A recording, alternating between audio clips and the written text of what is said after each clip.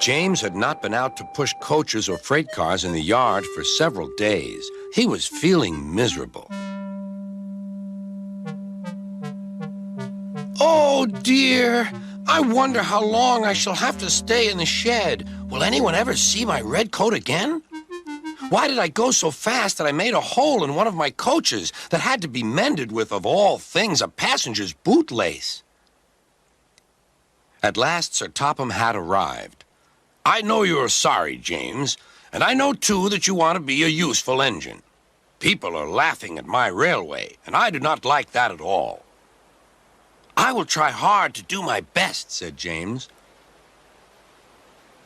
That's a good engine. There's nothing like determination. I want you to pull some freight cars for me. James was delighted and puffed away.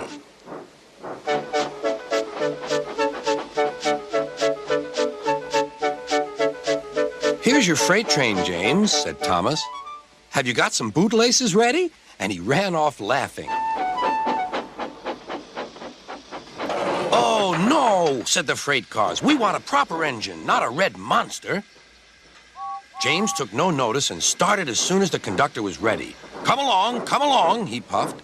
We won't, screamed the freight cars. But James didn't care, and he pulled the screeching cars sternly out of the station.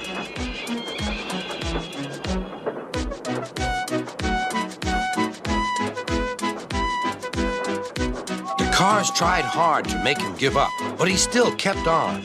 Sometimes their brakes would slip on, and sometimes their axles would run hot, and each time the trouble had to be put right. And each time James would start again, determined not to let them beat him. Give up, you can't pull us, you can't, called the cars. I can and I will, puffed James. And slowly but surely he pulled them along the line. At last they saw Gordon's Hill. Look out for trouble, James, warned his driver. We'll go fast and get them up before they know it. Don't let them stop you.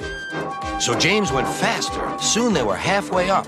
I'm doing it, he panted. Will the top never come? Then, with a sudden jerk, it all came easier.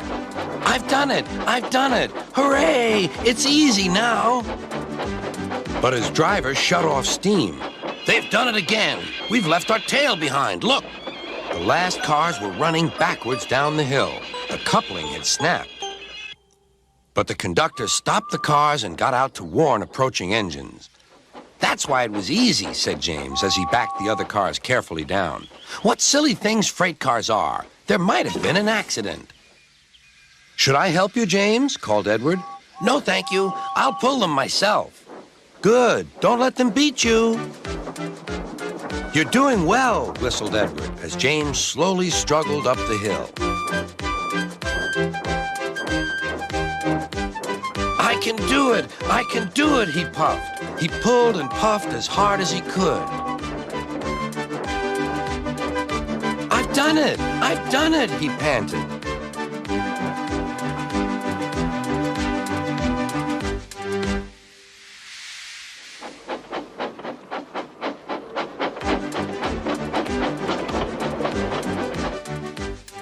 James was resting in the yard when Edward pulled up.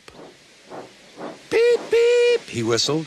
Then James saw Sir Topham Hatt. Oh, dear, what will he say? He asked himself. But Sir Topham Hatt was smiling. I was in Edward's train, and I saw everything. You've made the most troublesome train on the line behave.